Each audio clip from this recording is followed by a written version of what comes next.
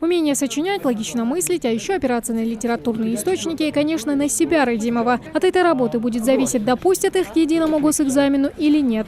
Готовилась я долго. Надеюсь, все будет хорошо. Я надеюсь, что мне попадется добро и зло, потому что мне эта тема ближе. Я много читала именно на это направление.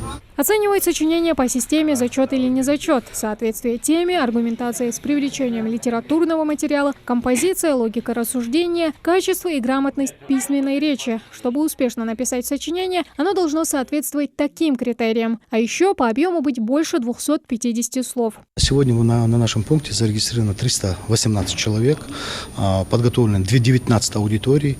И вот в отличие от ЕГЭ, у нас аудитории закреплены за школами. То есть какая-то школа имеет свою отдельную аудиторию.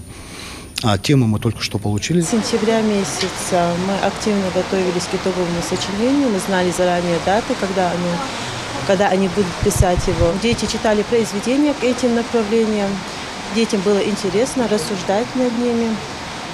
Но я очень надеюсь, что они сдадут, потому что они были у меня хорошо подготовлены. Не только у меня, дети сами очень умные, грамотные. У нас было пробное сочинение, все они по этому сочинению получили зачет. Направления, по которым 11-классники будут писать сочинения, распределили заранее. Надежда и отчаяние, добро и зло, гордость и смирение, он и она, а также война и мир, посвященные 150-летию знаменитого романа Льва Толстого. В этом году их 5, а вот темы держатся в секрете до последнего. Но для Дамира Сапралиева это не проблема, ведь его любимые предметы в школе – русский и литература. К тому же он мечтает поступить на специальность с творческим направлением. Мне попалась тема духовного пути. Я смог описать все. Как аргументы я использовал произведение Достоевского «Преступление и наказание», а как второй аргумент я использовал историю религии. Я описал духовный путь Раскольникова.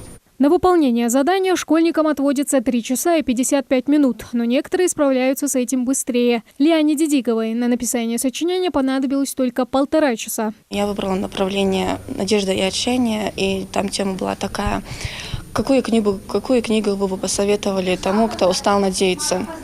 Я выбрала это направление, так как оно было мне показалось очень легким, и я очень так долго готовилась к этому. Можно сказать, что я выбрала даже правильные к нему аргументы, и я думаю, что у меня будет зачет. А тому, кто готовится, там, в принципе, и легко. Результаты итогового сочинения будут известны уже через 2 недели. Выпускники, которые не справятся с заданием, или те, кто по каким-либо причинам не смог его написать сегодня, получат такую возможность уже в феврале или в мае следующего года.